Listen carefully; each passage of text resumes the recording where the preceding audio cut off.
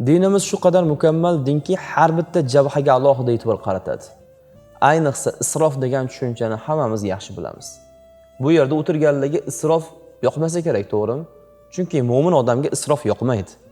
Chunki isrof Alloh taologa ham yoqmaydi. Tejamkorlik baxillik emas.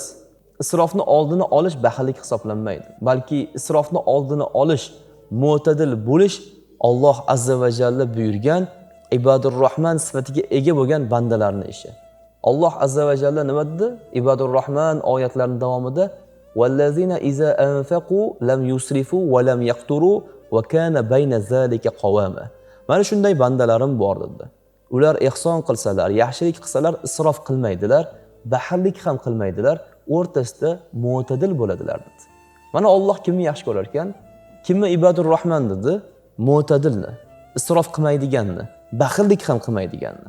Hozir to'ylardagi isrof, o'zi aza bo'lib turibdi, ma'rakalarda isrof. Kichkinagina o'g'ilchasiga to'y qiladi, sunnat to'y deydi, unda ham isrof. Dinimiz buyurganmi, buyurmaganmi, e'tibor ham qaratmaydi ba'zi insonlar. Isrof, isrof, isrof. Suvlardagi isrofni gapirmay qo'yavering. Ovqatlardagi isrof. Bu yaxshilikka olib bormaydi. Alloh taolo bu ishni yomon ko'radi, isrofni. Alloh o'zi aytdi-ku: "Kulu vashrabu va la tusrifu innahu la yuhibbul musrifin." Yenglar mayli, ichinglar mayli, faqat isrof qilmanglar dedi Alloh. Chunki Alloh isrof qiluvchilarni yomon ko'radi dedi.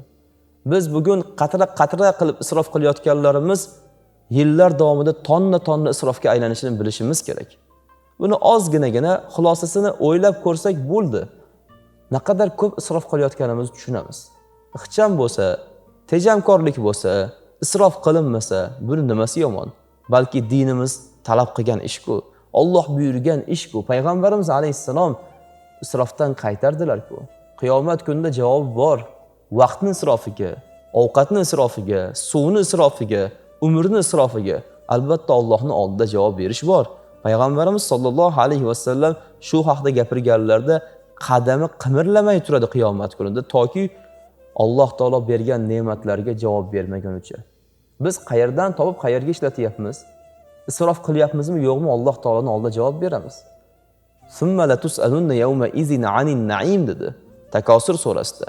So'ngra albatta sizlar qasamki berilgan ne'matlar borasida qiyomat kuni so'ralasiz. Alloh so'raydi: "Buni nimaga isrof qilding? Buni nimaga o'zboshimchalik bilan bu yoqda muhtojlar qolib boshqa joylarga sarf etding? Nimaga meni buyrug'imni bajarmading?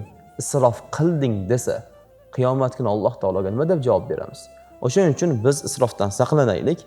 Mo'minmiz, alhamdulillah. Mo'min Alloh va rasuli buyurgan buyruq bajaradi. Alloh va rasuli nimaga buyurdi?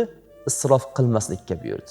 Isrofgarchilik qilmasak, inshaalloh karim, qiyomat kunida so'roq savol ham oz bo'ladi, balki Allohdan umid qilinadi, so'roq savol ham bo'lmaydi.